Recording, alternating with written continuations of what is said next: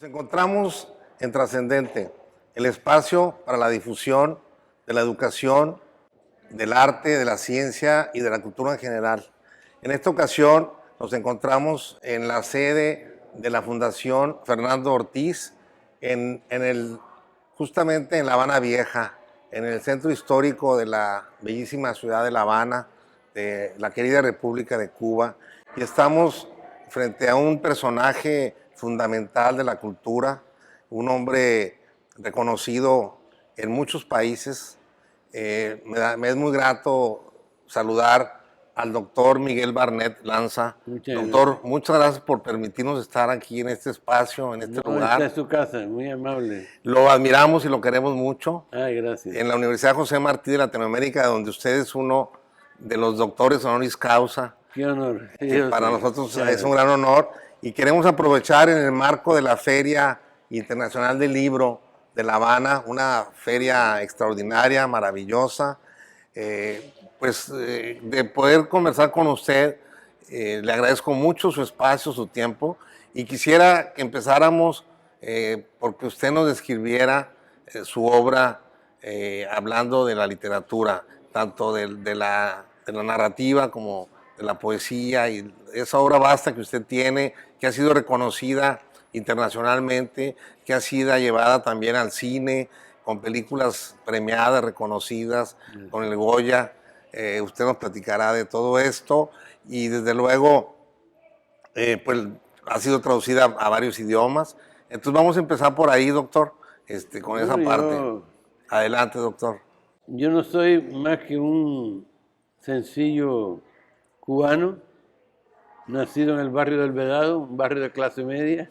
Claro. Y me he dedicado por pura intuición y por vocación también a la investigación histórica.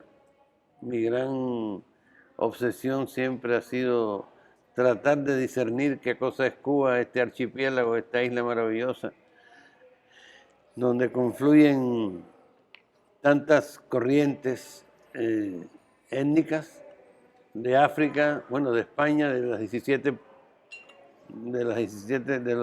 ayuntamientos de España, de muchos países de África, debido al holocausto más grande de la historia y más terrible, que fue la esclavitud africana transatlántica, y a la presencia también no solamente de España y de África, sino también de los países asiáticos, de la China, de los cantoneses, de los coreanos.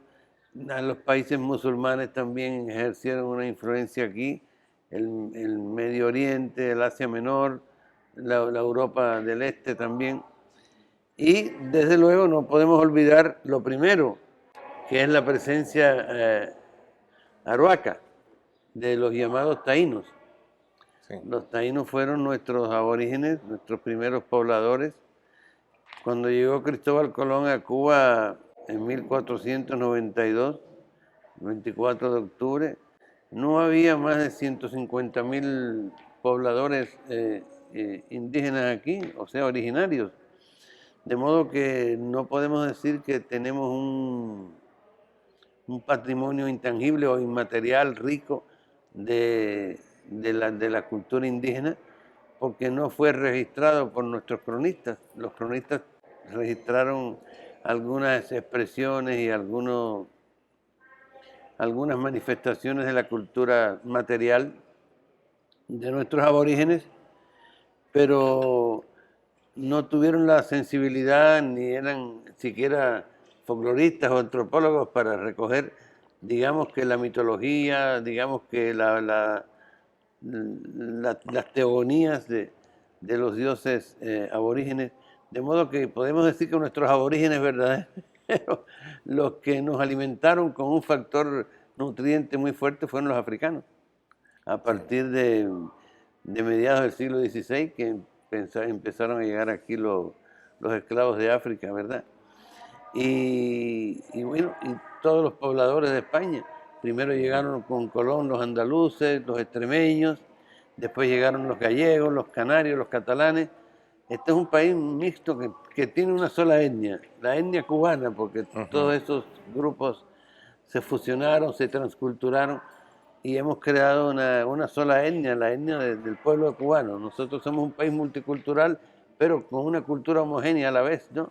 Sí. Que es la cultura cubana, que está integrada por todos estos disímiles factores que yo he mencionado. Entonces, siempre mi obsesión ha sido esa, tratar de desentrañar esa madeja tan rica de lo cubano, lo que se llama lo cubano. ¿Qué es lo cubano? Bueno, eso es un gran misterio, un gran enigma. No es fácil definirlo porque estamos poseídos, conformados por muchos ingredientes, ¿no? Lo que don Fernando Ortiz, este hombre maravilloso, Sí. que nosotros reconocemos y perpetuamos su memoria aquí con la creación de esta fundación que se creó hace 26 años, lo que él llamó el ajiaco, que es un caldo en permanente cocción de todos estos elementos que mencioné, digamos, elementos históricos, étnicos, factores étnicos que conforman nuestra identidad. Así que yo me formé como investigador intuitivo y luego estudié en el Instituto de Etnología durante 9 años. Tomé algunos cursos en México también, con maestros prodigiosos en México, como el maestro Gonzalo Aguirre Beltrán, como el maestro Guillermo Bonfil Batalla, como el maestro Ricardo Poza, que fue un hombre que me iluminó mucho, que me dio muchas luces, porque sus libros Chiapas y su libro luego Juan Pérez Olote fueron, si acaso puede decirse, un elemento, un antecedente de mi obra Biografía de un cimarrón, que es de lo que usted quería que yo le hablara. Sí. Esa obra yo la comencé a escribir en el año 64, 65, y la terminé en el 66, a finales del 66, y tuvo una repercusión para mí insólita, insospechada, sorprendente, porque inmediatamente tuvo la acogida de la intelectualidad cubana, sobre todo del maestro Alejo Carpentier, de Nicolás Guillén, de los grandes historiadores cubanos, Juan Pérez de la Riva, Manuel Moreno Frajinals y otros. Bueno, y a usted le tocó colaborar cerca de Alejo Carpentier y de Nicolás Guillén, justamente. Yo trabajé durante muchos años con Alejo y con Nicolás Guillén durante 22 años, con Alejo en la Editorial Nacional. Pero sí colaboré mucho y estuve muy cercano del maestro de la etnología cubana, don Fernando Ortiz, que es a quien quise tributar con la creación homenajear con la creación de esta fundación. De esta fundación que ha crecido, como usted ve. Sí. La casa, tengo varios investigadores, alrededor de 7 o 10, van fluctuando, ¿no? Y hacemos un trabajo de investigación sobre la cultura cubana, aspectos antropológicos, sociológicos, históricos, etnográficos, demográficos también. En fin, tratamos de cubrir el espectro amplio y rico de las proyecciones y el alcance de la obra de Fernando Ortiz. Pues usted es un hombre multifacético porque se ha movido en la investigación histórica, en la etnología, en la antropología, en la sociología, en la poesía, en la narrativa. Exacto. O sea, es novelista de gran altura. Yo soy un bicho raro, Pero además en la política. Para mí no existen géneros. Hay un solo género, que es la creación y todo es literatura. Bueno, ¿cómo fue su encuentro con la literatura?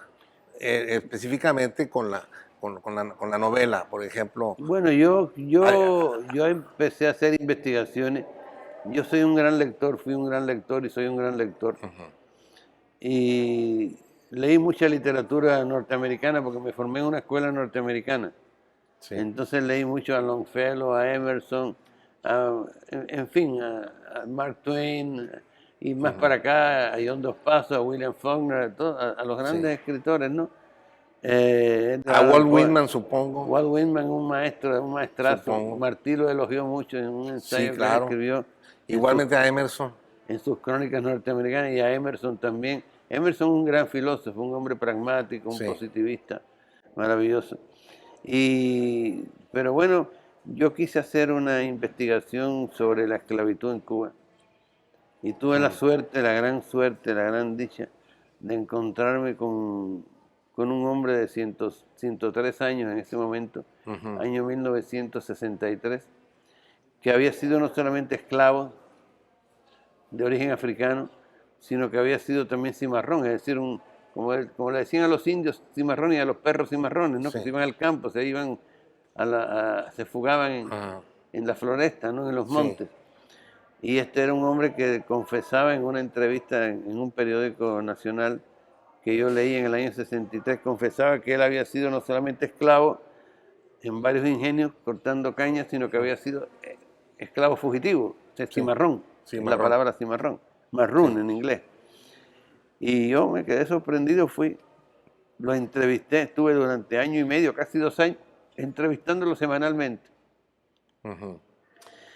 No existían todos estos recursos tecnológicos que hay ahora, Claro. que con una cajita de cerillos así que te entrevistas a una persona o te lo pones en un bolsillo, como tú que me pusiste esta cosa aquí, Sí. este micrófono, pero a lo mejor tengo otra cajita por ahí atrás que está diciendo, Sí. está contradiciendo lo que yo digo. Puede ser cualquier cosa. YouTube es posible de cualquier cosa. Y entonces en aquel momento yo cargaba con una grabadora Tesla checa, checoslovaca, que pesaba, qué sé yo, como 30 kilos, perdón, como 30 libras. 30 Y libras. tenía que montarme en una guagua porque yo no tenía coche en ese momento, no tenía carro. Ujú. Y así fui durante año y medio entrevistando a este hombre y recogí su vida y luego creé el género o la formación esta, digamos, la modalidad esta de la narrativa, que es lo que yo creé, Ajá. lo que yo llamé la novela testimonio. Y después de eso hice Canción de Rachel, la historia de una corista, de una vedette del Teatro Alhambra, del Teatro Vernáculo La cubano. canción de Rachel se convirtió en película. Se convirtió en una película que ganó el premio Goya, una película muy, muy vista por millones de latinoamericanos y que se llama La Bella de la Alhambra. Porque Sí. la Alhambra era el nombre, no era la Alhambra de Granada, era el nombre Sí. del teatro burlesco, de Sí. hombres solos, homme seul. Un teatro para Sí. homme seul, para hombres solos. Sí. Y era un teatro donde había, bueno, había la picaresca, el culto a la picaresca, al sexo. Sí. ¿no? El sexo era que las mujeres mostraban La ya pantorrilla. la pantorrilla, y eso era suficiente para que el público gritara, ¡ah! Se emocionara. se emocionara, ¿no? O movían los senos, entonces eso era una cosa que producía, a mí todo eso me fascinó, ese mundo. Sí. Y el mundo de esa mujer que era una pobre mujer, es como todas estas vedettes, ¿no? Que estaban manipuladas por los hilos conductores, hilos dominantes del machismo de la época, ¿verdad? Pero bueno, ella se sentía feliz en ese mundo, lo asumía. Ahora con los códigos de familia y con todo esto que tenemos del LGTB, ya esta mujer manipulada se revela. El feminismo Sí. con toda autoridad y con todo derecho, ¿no? Claro. Pero en aquel momento eran mujeres pasivas que vivían dominadas por por la masculinidad esa feroz, ¿no? Sí. Y ¿cómo se llama?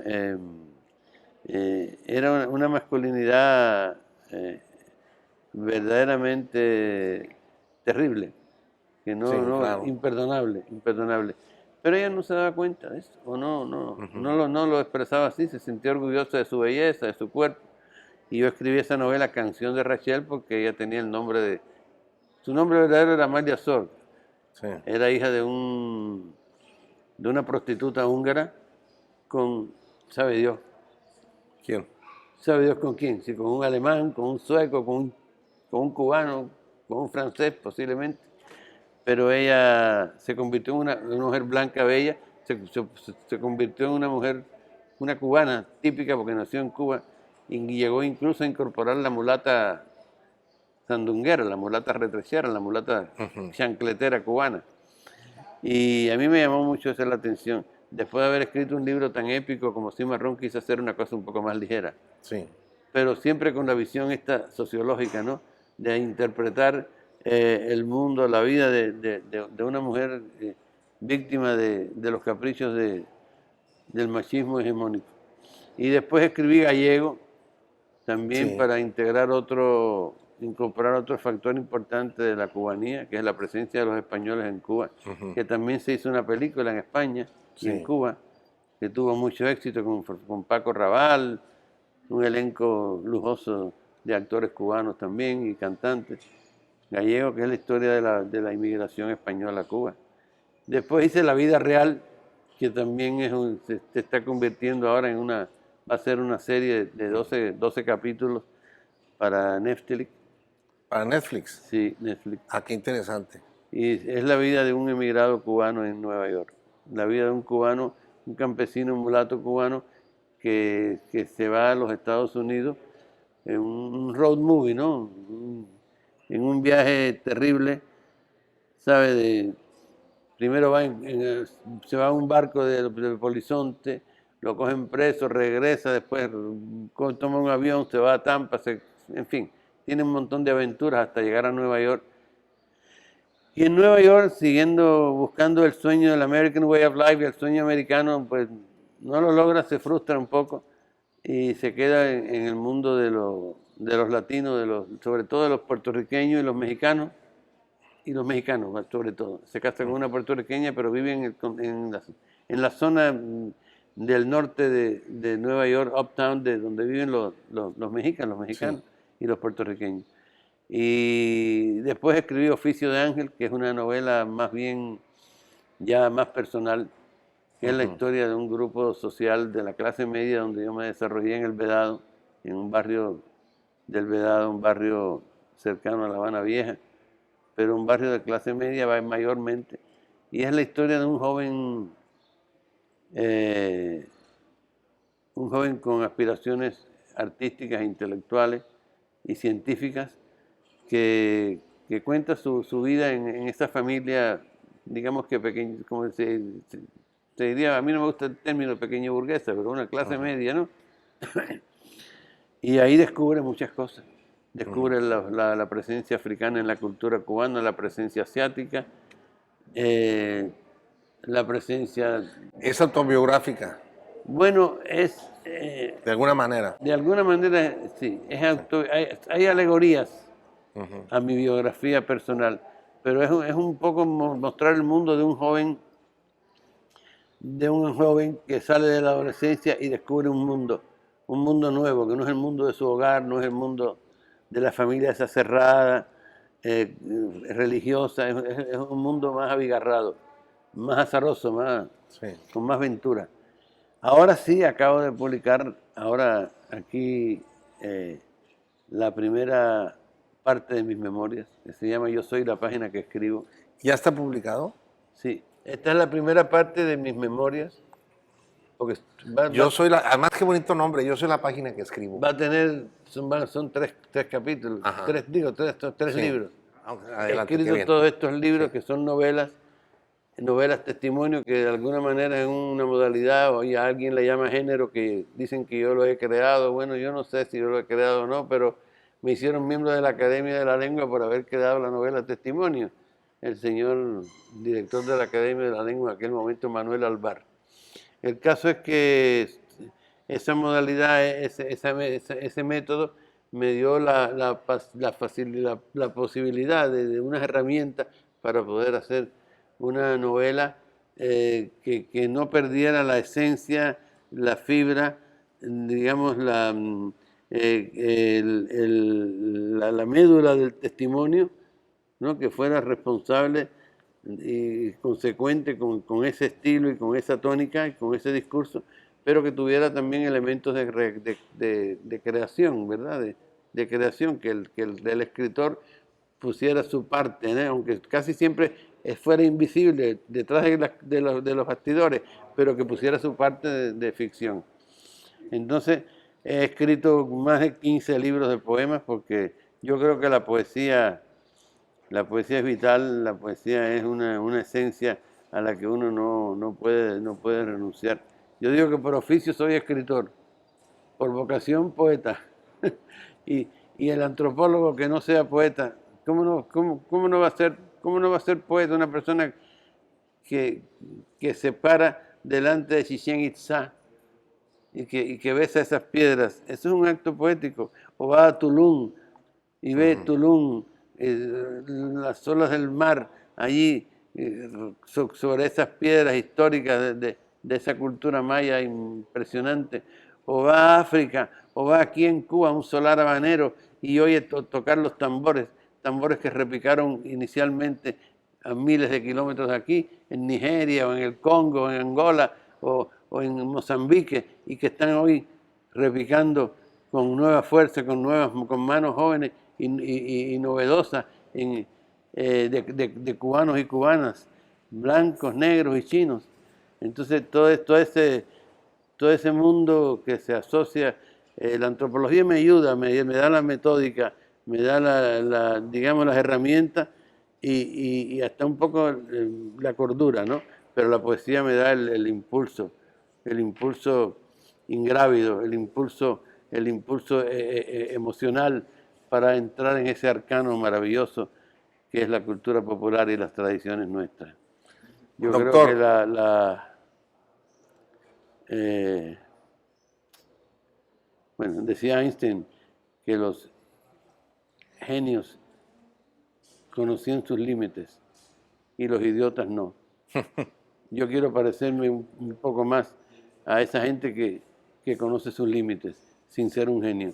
Entonces yo sé cuáles son mis límites, sé hasta dónde me llega la sábana y hasta ahí, ¿verdad? Oiga, doctor, ¿se acuerda de eso que dice, Che, tú lo sabes todo? Ah, mi poema, sí. Claro, ¿no lo puede decir? Ay, Te lo ese puse en poema una yo lo aprieto. escribí.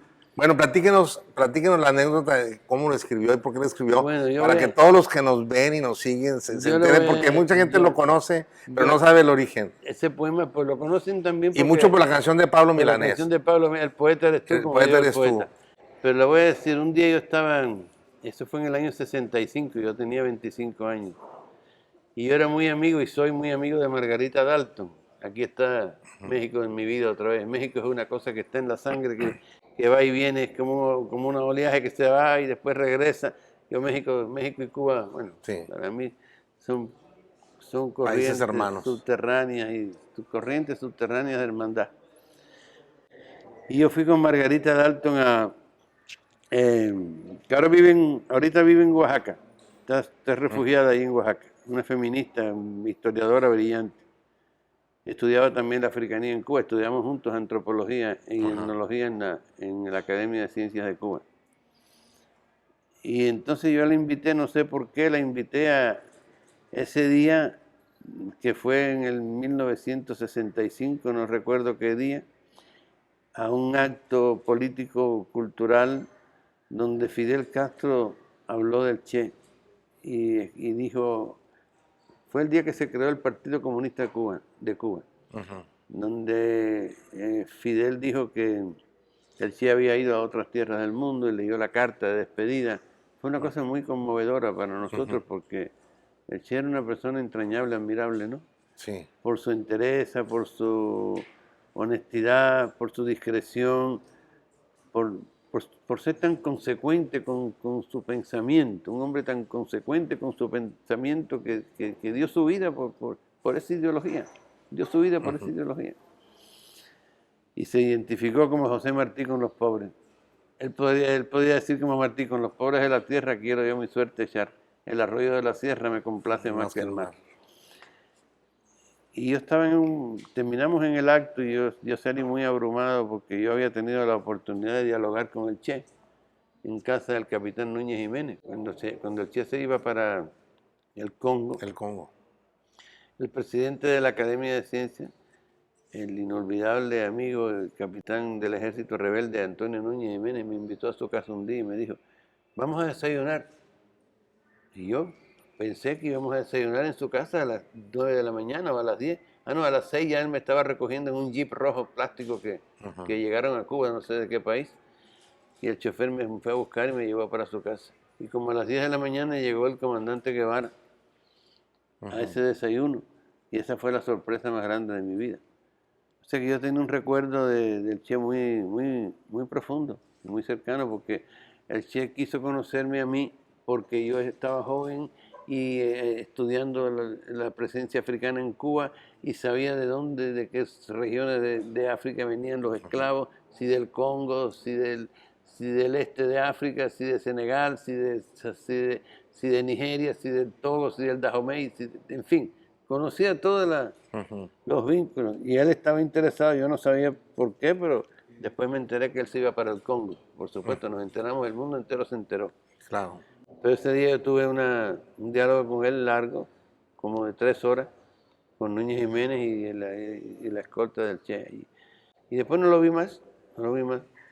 Y ese día, cuando Fidel dijo que él había ido a otras tierras del mundo y le dio esa carta tan conmovedora, yo me senté con Margarita Dalton en un parque cercano ahí al teatro, que hoy se llama Teatro Carlos Marx. En aquel momento creo que era Teatro Chaplin. Y ella fumaba, y cuando iba a lanzar la cajetilla, digo, no, espérate, y abrí la cajetilla así, y en ese papel escribí este poema. El poeta eres tú. El poeta eres tú. Es un maravilloso poema. Que dice, Che, tú lo sabes todo. Los recovecos de la sierra, el asma sobre la hierba fría, la tribuna, el oleaje en la noche, y hasta de qué se hacen los frutos y las yuntas. No es que yo quiera darte pluma por pistola, pero el poeta eres tú. Qué maravilla. Y eso salió así pequeñito porque no tenía más espacio. Porque era una cajetilla. Por suerte, no tenía más espacio. Y luego Pablo la toma un poco ahí la Pablo frase. tomó esa frase, el poeta eres tú. Como dijo el poeta, ¿qué puedo yo cantarte, comandante? Si el poeta eres tú, como dijo el poeta. Que por cierto, Pablo me llamó a la casa una noche y me dice, vete al cine. Cuando eso era el cine, ¿cómo se llamaba el cine? Ahora se llama el Yara, antes era el Radio Centro, creo. El Yara. Y fui con un amigo y vi en el noticiero que Pablito cantaba aquello. Y entonces me enteré porque él me llamaba para una sorpresa que me dio. Claro. Y se convirtió en una canción muy exitosa, además. Sí, he escrito mucha poesía, mucha poesía. Y quizás de todo lo que he escrito es lo que más, lo que más abrazo, lo que más abrigo. Oiga, doctor, platíquenos, usted fue becario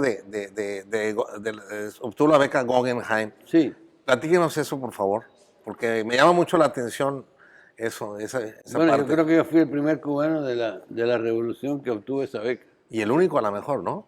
No, después la tuvieron otros pintores, pero escritor no. Platíquenos cómo fue. Bueno, fue un susto. Fue un susto porque yo había estado en Estados Unidos, había hecho varias visitas a distintas universidades, sobre todo a Harvard, a Yale, a la Universidad de Dartmouth en Vermont, a varias universidades norteamericanas, Fisk y muchas universidades del sur también. Y un buen día un decano de la Facultad de Estudios Hispanos de la Universidad de Harvard me llama y me dice que él miraba mi obra, ¿no? Ya yo había escrito Cimarrón, Gallego, Rachel, algunos ensayos también sobre estudios antropológicos. Y me dice, ¿por qué tú no aspiras a una beca Guggenheim? Yo a ciencia cierta no sabía qué era aquello. Sí. Pero el nombre de Guggenheim me sonaba a mucho dinero, a un millonario. Sí. Y también a Peggy Guggenheim, que sabía que era de la familia Guggenheim, que era una gran coleccionista de arte, que había sido esposa de Max Ernst. Y todo eso a mí me puso a investigar qué cosa era la beca Guggenheim.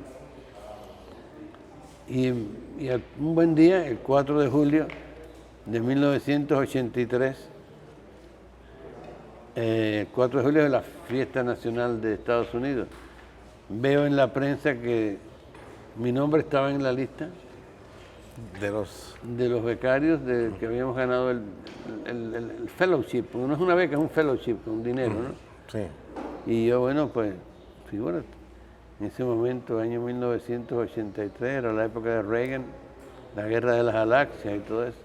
¿Cómo yo le digo aquí al ministro de Cultura que yo me voy a ir que me he ganado una beca con tanto dinero? Me van a pensar que ya yo me voy a ir del país, que me voy a quedar. El ministro de Cultura era nuestro inolvidable amigo. Era el hombre más enorme, más noble, Sí. más inteligente, más humano que he conocido. Y generoso. Generoso. Armando. Armando Hart. Más noble. Tuve el privilegio de hacer el elogio de sus 60, de sus 70 y de sus 80. Nos queríamos mucho. Sí, claro. Y entonces yo hablé con Hart, le dije, mire ministro, me ha pasado esto, me han entregado este premio. ¿Y qué piensas hacer? Digo, bueno, lo primero que quiero hacer es utilizar este dinero para hacer un libro sobre la migración cubana en Estados Unidos. ¿Y dónde lo vas a hacer? Cuando le dije en Nueva York, se quedó así como diciendo, bueno, este muchachito ya es un candidato a la Dios, a la migración. Sí. Pero puedes creer que él no pensó así. Yo pensé que él iba a pensar así. Sí. Pero él me dijo, qué bien. Adelante. ¿Y dónde vas a convivir? ¿En algún país de América Latina o aquí en Cuba? Digo, no. Yo con ese dinero me voy a ir a vivir a Nueva York. Y él creyó en mí. Y él era la revolución. Sí. Él era Fidel Castro. Él era el Che. Él era Raúl. Él era el alma de la revolución también. Porque fue uno de los hombres que más luchó en la clandestinidad. Valiente, osadamente y humildemente. Entonces le agradeceré siempre a él que tuviera esa comprensión y me dijo, bueno, yo no le corto las alas a cualquiera, vuela. Qué bárbaro, qué maravilla. Y entonces me fui para allá, estuve 1 año y medio, regresé, estuve como 6 meses aquí y volví, estuve otros 6 meses más allá, hasta que terminé el libro La vida real, que ahora sale por... van a hacer están haciendo una serie. Una serie de, creo que son 8 o 12 capítulos. Y ya creo que está contratada por Netflix. Vamos a estar muy al pendiente, doctor. Oiga, vamos a tener que concluir, aunque nos falta mucho tiempo, pero continuaremos en Monterrey o en Mérida. Continuaremos en Monterrey. O en Veracruz, porque usted es un hombre que quiere mucho a México. No, yo amo México. Yo no quiero a México, yo amo México. Fíjate tú que en mi casa, mi madre, a quien oía, era Pedro Vargas y Toña la Negra. Además nuestros fabulosos cantantes de la época. Los mejores intérpretes que tuvo Agustín Lara. Agustín tanto Lara, Pedro Vargas como Toña la Negra.